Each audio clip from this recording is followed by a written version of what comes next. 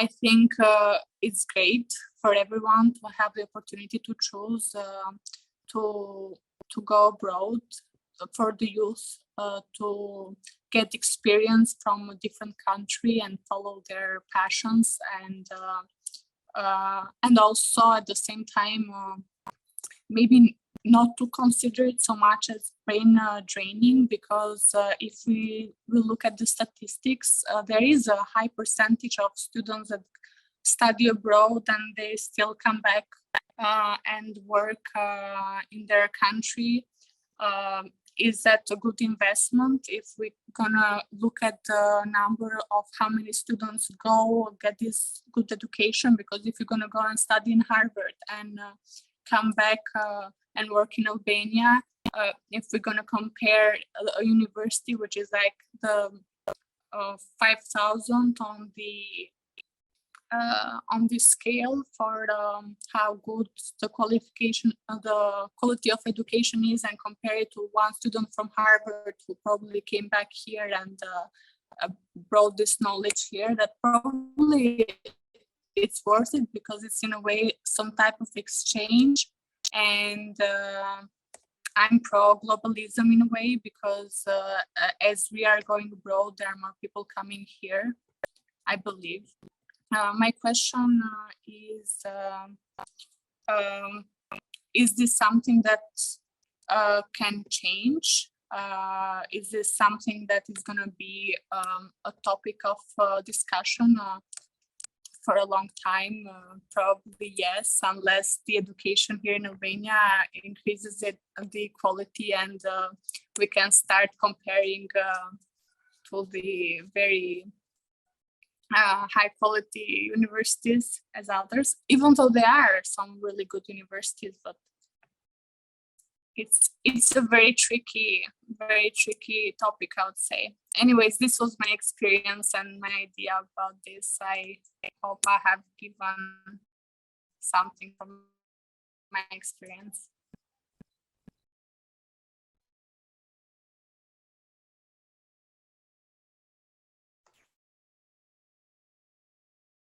Bashkim, you're muted. Please. Please, Marija. Yes. Well, thank you, Clea, for sharing your experience. And I'm glad that you decided to go back in your country and invest all your knowledge and your gain experience there. I would say for me, you're a rare example because I have many other examples from young people that I know that went somewhere but never came back, or they're not even having an intention for coming back. So regarding your question, is this something that is going to change or we are still going to talk about it? I'm afraid that we are still going to talk about this for years and years, because it's not something that it's solvable that easily. You focused on the education aspect and education reason why young people are leaving, and even if we focus only on that reason, it will require, I guess, years and years to improve. As I shared all this data about the education system in Macedonia, so it's not only one thing, it's many things, many issues that are causing this low quality of education. Yeah, that's only one reason, and we already spoke about many other reasons. So there is still a lot much work to do to improve all these things and all these aspects in order to provide to young people, but all citizens, a better quality life in our countries in the region. But I do hope that you will inspire many young people with your story, and that many young people will follow your example and come back and invest and stay in their countries here in the region. Thank you. Agon, have you anything to add? No, I mean, it was just a very interesting personal reflections covering quite a lot of the themes that we discussed, or the motivations, the challenges, the factors. So, you know, I just enjoyed listening, and you know, I don't think I would have more to add of value. So, thanks. Thank you. Any other question?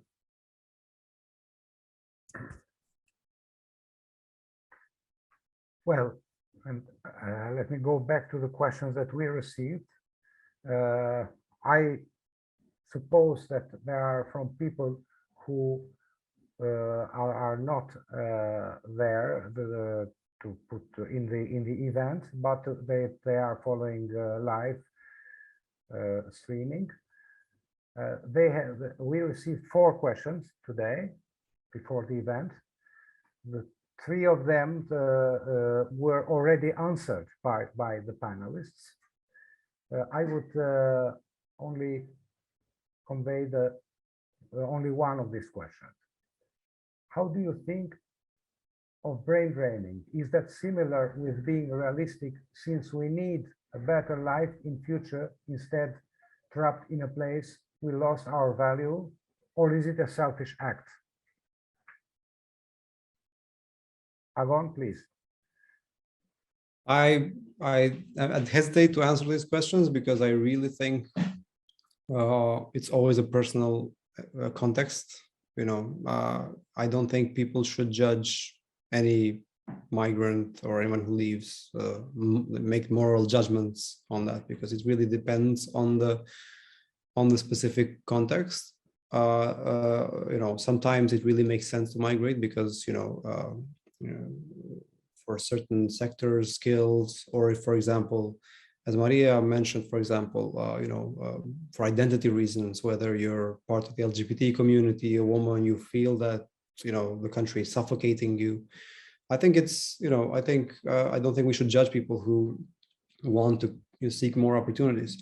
But what I think there can be made a case that staying, you know, makes sense, or even return makes sense, because there are a lot of advantages, you know, especially for skilled people. You know, underdeveloped, less developed countries provide opportunities, you know, to create the kind of things that already exist in the West. In the West, you can, you know, you can be the quite much lower in the food chain of certain industries, sectors, you know, whereas here you can build those things from scratch. You can be a pioneer of new industries. You can, you know, there's much more empty space where you can build things. And you know, but you know, it's not as simple. You know, I have a lot of friends who are coming back, for example. You know, and the motivations. I mean, not a lot, but I've heard a lot of cases. You know, especially, for example, in countries from like the US, where, you know, certain things like, you know, childcare, health benefits are really scandalous. And, you know, and when you come back to the Balkans, you have much more support networks, whether family or state, you know. So it really depends on the context, on the personal individual context. I do think there are a lot of times where migration makes sense.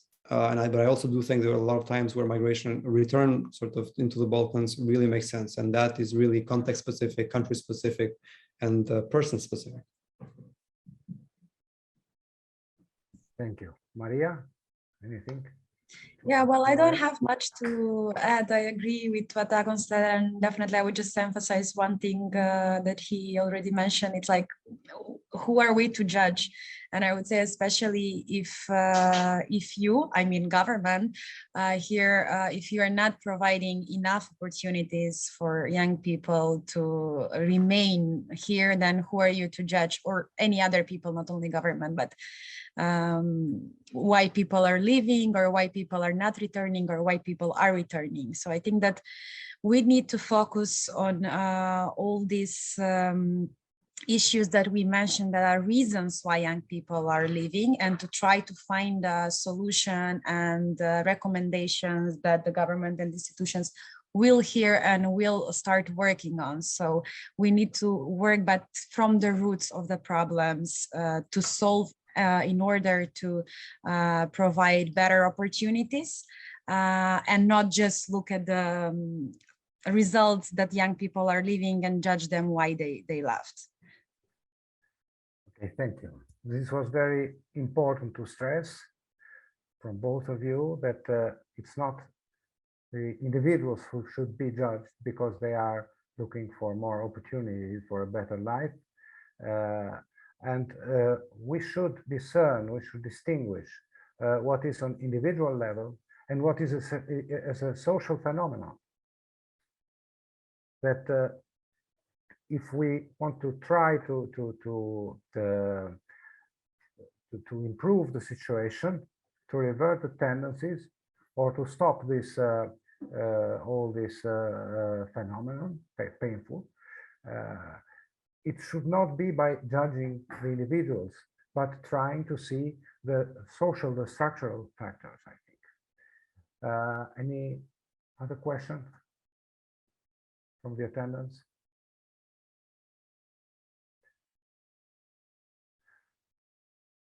Okay, so